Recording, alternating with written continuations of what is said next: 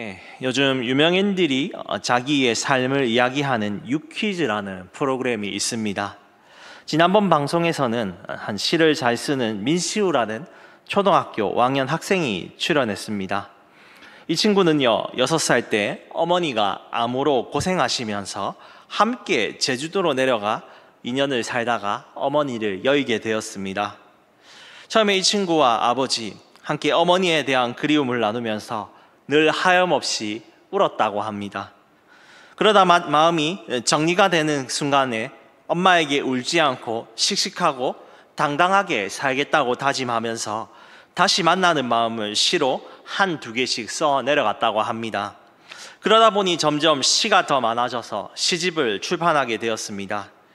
이 친구의 시를 들어보니까 초등학교 5학년이라고는 믿겨지지 않을 정도로 아름다운 마음을 운율에 담아 썼는데요. 그 중에 한 편을 제가 자막에 띄어서 한번 읽어드리겠습니다. 제목, 영혼과 하루.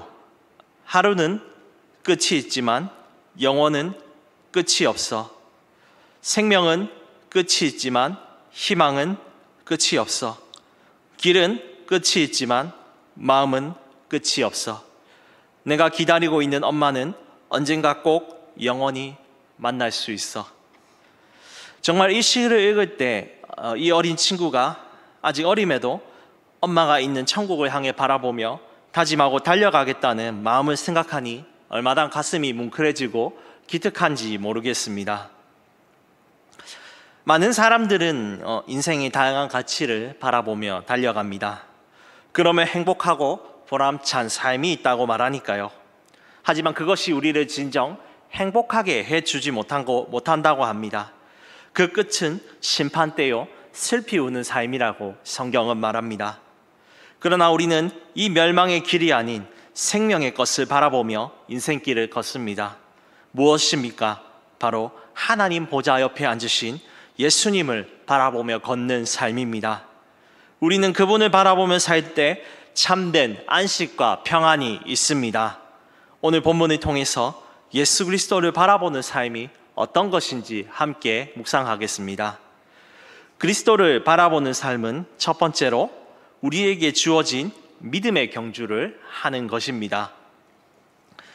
히브리서 11장에는 믿음장이라고 합니다. 이 말씀을 통해 주님은 하나님 나라를 향하여 수많은 믿음의 사람들이 신앙의 길을 걸어갔다고 말합니다. 아들을 바침으로 의롭다함을 얻은 아브라함, 자기 뼈를 이스라엘 자손들과 함께 데리고 가라는 요셉, 애굽의 수모를 당하여도 이스라엘 백성과 함께 고난받기를 즐거워했던 모세, 그 외에 신앙 때문에 죽었지만 승리한 이름 없는 사람들이 기록되어 있습니다.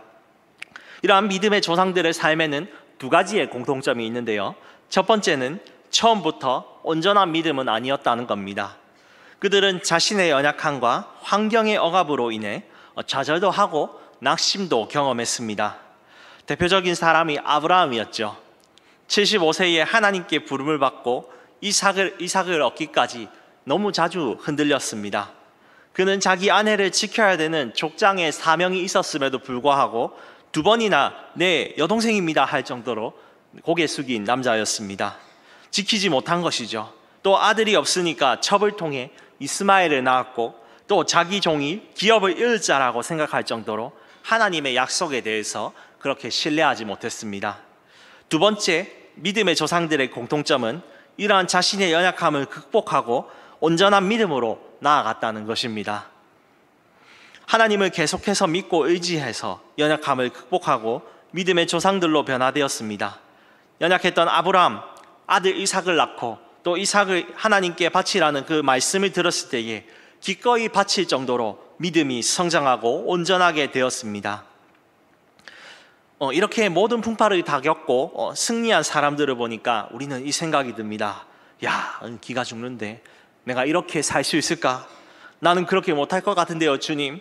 그런 우리를 향하여서 하나님께서는 우리에게 이 믿음의 길을 걸어갈 수 있다고 말씀으로 약속하시는데요.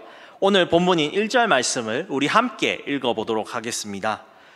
이러므로 우리에게 구름같이 둘러싼 허다한 증인들이 있으니 모든 무거운 것과 얽매이기 쉬운 죄를 벗어버리고 인내로서 우리 앞에 당한 경주를 하며 우리 앞에 달려간 믿음의 조상들은요, 이미 자기의 삶을 마치고 우리를 바라보며 기다리고 있습니다. 그들의 숫자가 얼마나 많은지 구름과 같다고 합니다. 이들은 단지 우리를 그냥 구경하는 구경꾼들이 아닙니다. 우리를 격려해주는 관객이요 증인들이라고 합니다. 마치 운동회 때 경주를 다 끝낸 선발주자들이 자기의 경주를 마치고 뒤따라오는 후발주자들을 향해서 응원하는 것처럼 그들은 우리가 믿음의 길을 완수하도록 응원하고 중보하며 기도하고 있다는 사실을 보여줍니다.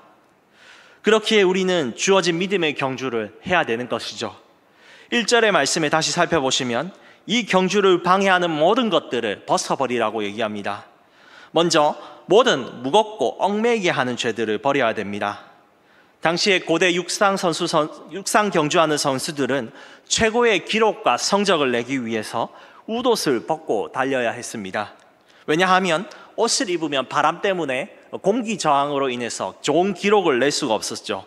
또 땀이 옷에 배겨서 자기의 몸이 더 무거워지기 때문에 옷을 벗는 것이 최선의 방법이었습니다. 또 본문에 나타난 얽매이기 쉬운 죄들이란 이 길을 의심하거나 방해하는 모든 죄를 짓게 하는 장애물들을 의미합니다. 결국 이 권고가 무엇이냐면 죄가 우리가 믿음의 길을 걷기에 무겁게 하고 얽매이게 하는 장애물이기 때문에 우리는 이것을 벗어버리고 믿음의 경주를 해야 되는 것입니다.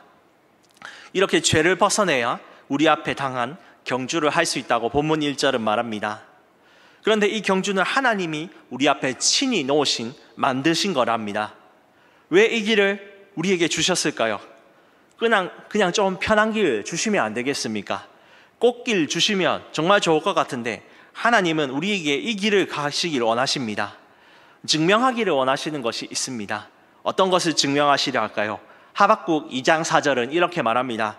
보라, 그의 마음은 교만하여 그 속에서 정직하지 못하나 의인은 그의 믿음으로 말미암아 살리라. 악인들은 무겁고 얽매이는 죄로 인해 살다가 하나님의 심판대 앞에 멸망하여 사라집니다. 하나님 없는 인생들은 그렇게 이슬처럼 사라집니다. 그러나 의인, 여호와를 경외하는 사람, 불합리한 세상 속에도 하나님이 살아계심을 믿고 살아가는 사람은 믿음으로 살아가는 것입니다. 성경은 이것을 믿음으로 사는 삶이라고 우리에게 말하며 이 경주를 살라고 말합니다. 그러면서 신자는 역시 세상 사람들과 다르고 하나님을 끝까지 믿고 살아가는구나라고 온 세상에 증명되기를 원하십니다. 성도 여러분, 우리 각자에게 주어진 믿음의 길이 다 있을 것입니다. 우리가 이 길을 갈 때 먼저 간 믿음의 선배들이 영광의 상을 받고 우리를 향하여 지금 응원하고 있음을 믿으시기를 축복합니다. 저는 특별히 또 먼저 간 두 사람을 저는 기억합니다. 팔순에 먼저 가셨던 우리 외할머니, 또 19살에 먼저 갔던 제 동생이 저를 향하여서 항상 응원하고 기다리고 있는 것을 저는 기대합니다. 그들은 삶은 서로 달랐지만 항상 주님 앞에 신실한 신앙 고백을 하며 저도 믿음을 향해서 달려가기를 원하고 있습니다. 여러분들에게 생각나는 믿음의 선조들 한 사람 한 사람 기억하실 것입니다. 그들이 우리를 향하여 응원하고 기도하고 있음을 기억하시기를 바랍니다. 그렇기에 우리가 각자 가지고 있는 무겁고 얽매이는 죄를 예수 그리스도께 맡겨버리고 그 믿음으로 말미암아 살리라는 의인의 경주를 계속해서 함께 달려가시기를 주님의 이름으로 축복합니다. 우리는 어떻게 예수님을 바라봐야 할까요? 두 번째는요, 온전하게 하는 예수님을 의지해야 합니다. 비록 우리가 믿음의 길을 걷기로 이제 다짐했습니다. 하지만 이 길을 우리의 능력으로 완주하며 걷기에 불가능합니다. 그렇게 하나님은 완전히 이 길을 걸으며 완주하신 한 분을 소개하는데요, 그분이 누구인지 본문 2절에 나와 있는데 2절을 다시 한번 읽어보겠습니다. 믿음의 주요 또 온전하게 하시는 이인 예수를 바라보자. 그는 하나님 그 앞에 있는 기쁨을 위하여 십자가를 참으사 부끄러움을 개의치 아니하시더니 하나님 보좌 우편에 앉으셨느니라. 바로 우리 믿음의 주요 온전하게 하시는 이인 예수님을 바라보라고 합니다. 여기서 예수님이 믿음의 주요 온전하게 한다는 말이 무엇인지 다시금 살펴봅시다. 믿음의 주, 여기서 주라는 단어는 창시자 또 개척자라는 의미인데, 즉 믿음의 길을 걸어간 선구자, 창시자, 그분이 바로 예수 그리스도시라는 겁니다. 또 온전하게 하다, 이것은 주님이 우리의 믿음을 완성시킨다는 겁니다. 구약에서 믿음의 선진들의 삶을 히브리서 11장이 말하고 있는데요, 그들은 모두 아직 오지 않았지만 오실 예수 그리스도를 바라보며 약속 믿고 믿음의 삶을 맡기며 그 삶을 완성했습니다. 이처럼 우리 믿음의 삶은 우리가 예수 그리스도를 바라볼 때 완성할 수 있습니다. 예수님을 바라본다는 게 어떤 것이겠습니까? 그냥 한번 주일날 와가지고 쳐다보는 것, 십자가 한번 바라보는 것이 아니죠. 계속해서 주님을 생각하고 묵상하고 말씀을 하고 기도하면서 주님과 교제하는 것이 바로 계속해서 바라보는 것입니다. 그렇다면 우리를 위해 주님이 무슨 일을 하셨기에 바라봐야 됩니까? 2절 하반부에 주님께서는 십자가를 참으셨다는 겁니다. 주님의 3년의 사역은 사람들에게 인정과 환영을 못 받았습니다. 그리고 종국에 십자가의 처형을 받으실 정도로 심한 고난을 받았습니다. 그런데 그분은 그 길을 거부하지 않으시고 기꺼이 그 길을 감당했습니다. 왜 그렇습니까? 2절에 그 앞에 있는 기쁨을 바라봤기 때문입니다. 그 기쁨은 그분의 상함과 죽으심으로 우리가 영생을 얻어 영원한 하나님 나라에 들어가는 것과 주님께서 죽음에 이기심으로 자신이 하나님 보좌 우편에 앉는 그것을 바라보며 살아갔습니다. 주님은 그 기쁨을 바라보시며 믿음의 길을 완성한 것입니다. 제가 초등학교에 있을 때 저는 그렇게 달리기 경주를 잘 하지 못했습니다. 왜냐하면 저는 남들이 날 쳐다보면 어떨까 하고 너무나 부끄러웠기 때문입니다. 지난번 성경 퀴즈 대회 할 때 제가 힌트 준다고 웃으셨던 거 기억하시죠? 네, 그것보다 더 크게 심하게 웃으면서 달리니까 제대로 성적이 나올 리가 없었습니다. 선생님들과 아이들이 니는 왜 자꾸 그리 웃노 하면서 비웃으는데 고개가 그때마다 늘 부끄러워지는 겁니다. 그래서 어떻게 할까 고개가 숙여지고 있는데 부모님이 얘기하는 겁니다. 성우가 꼴찌해도 괜찮다. 남들이 너를 비웃어도 상관없다. 꼴대 앞에 누가 있느냐? 우리들이 있잖아. 꼴찌해도 나는 너를 웃으면서 맞아줄 거야. 제가 그 얘기를 듣고 힘을 얻어서 4학년 때부터 전심으로 그 뒤로 웃지 않게 되었습니다. 그리고 달려서 반에서도 1등도 하고요. 달리기를 잘하는 친구가 되어서 마산에서 날다람쥐 황성욱이라면 모르는 사람이 없다고 합니다. 여러분, 이처럼 그리스도인은 믿음의 주요, 우리를 완성시키는 예수님을 바라볼 때에 다람쥐보다 더 빠르게 믿음의 경주를 할 수 있음을 믿으시기 바랍니다. 세상 사람들은 그 길을 걷는 것이 미련하고 어리석다고 손가락질합니다. 그러나 우리는 이 길을 묵묵히 걸어가시고 승리하신 예수 한 분을 바라볼 때 그것을 능히 감당할 수 있습니다. 또한 이 길을 걷고 난 뒤에 받을 장차올 영광과 우리가 받을 상의 기쁨을 보면서 우리가 걸어갈 때 주님은 우리에게 힘과 능력을 주십니다. 이 말씀을 의지하며 한 주간도 주님을 바라보며 우리에게 주실 기쁨의 상을 바라보기를 원하는 우리 모두가 되기를 주님의 이름으로 축복합니다. 우리는 어떻게 예수님을 바라보며 살 수 있습니까? 마지막은요, 고난을 참으신 주님을 바라보는 것입니다.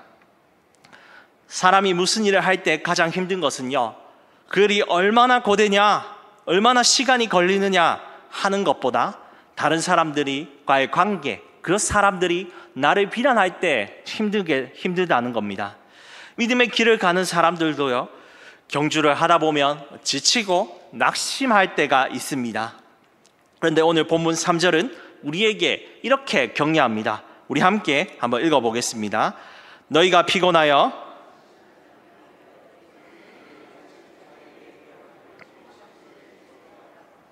여기서 이 본문에 낙심하다 의미, 풀어지다, 지치다, 약하여지다라는 뜻입니다.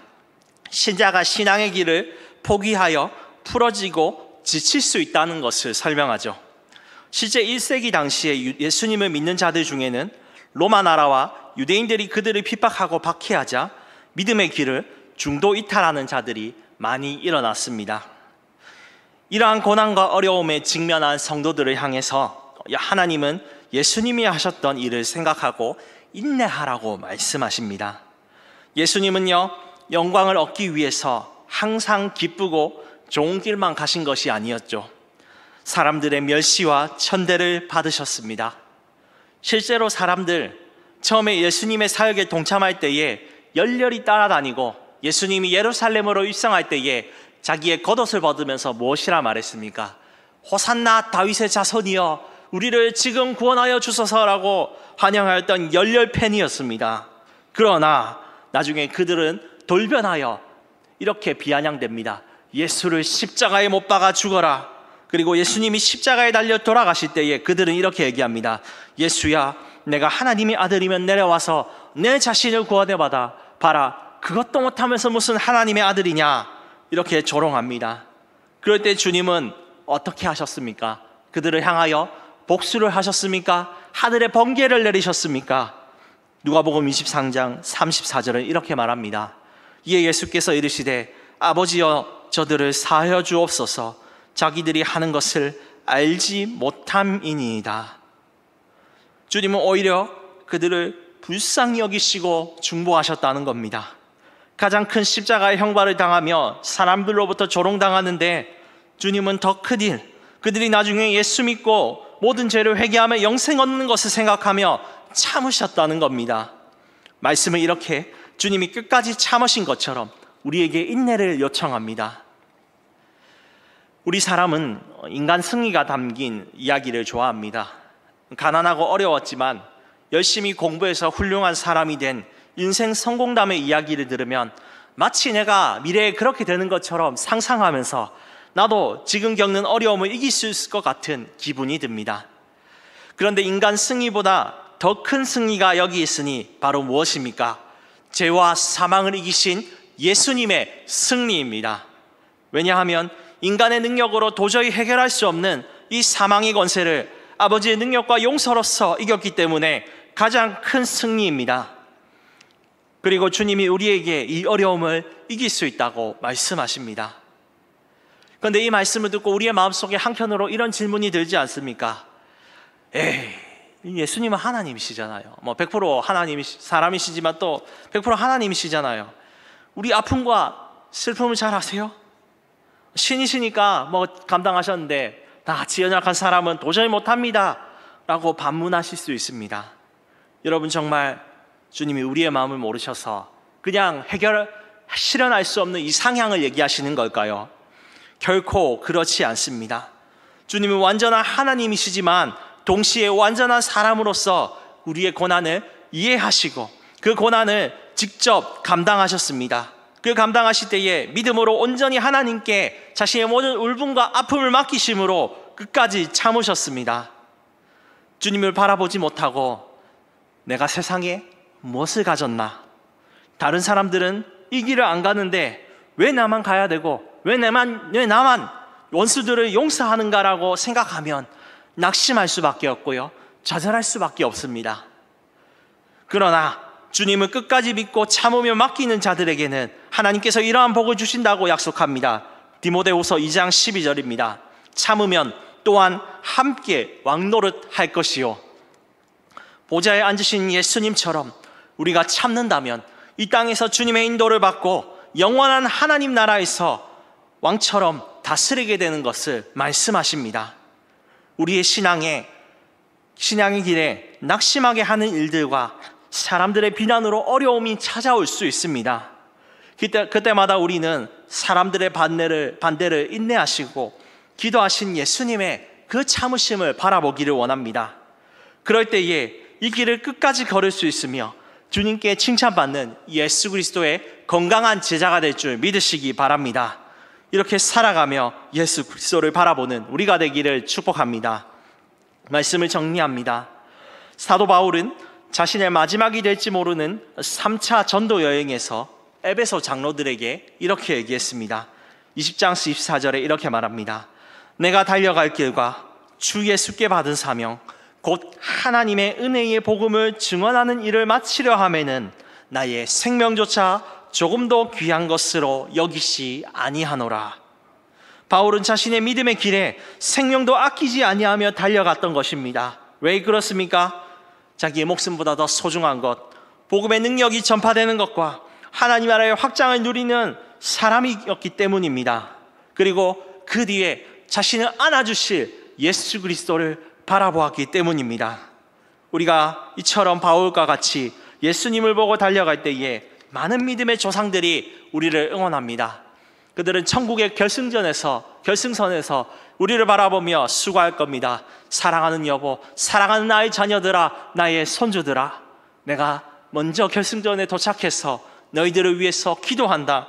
너희가 이 길을 달려오기 원한다. 그들은 지금도 하늘에서 우리를 향하여 응원하고 있습니다. 그렇기에 우리는 모든 거추장스러운 것과 죄들을 벗어버리고 그 길을 달려가야 합니다. 다른 것을 보지 말고 우리보다 먼저 믿음의 길을 완성하시고 지금도 우리를 도우시는 예수 그리스도를 바라보면서 달려갑시다. 지치고 고나십니까? 그럴 때 예수님이 당하신 고난을 생각하십시오. 주님은 원수들을 사랑하시며 그들을 품으셨고 이 모든 고난을 이기셨습니다. 그렇기에 우리가 이렇게 기도하기 원합니다. 주님, 나도 사랑과 환경에 무너지는 사람이 아니라 하나님 나라의 위로와 소망을 바라보며 예수 그리스도를 보며 달려갈 수 있도록 도와주시옵소서. 이렇게 기도하며 사는 우리가 되기를 소망합니다. 오늘 말씀을 정리하며 믿음의 길을 걷는 자들에게 하나님께서 오늘 삶에 대한 기쁨과 확신, 날마다 필요한 것들을 채워주실 줄 믿으시기를 주님의 이름으로 축복합니다.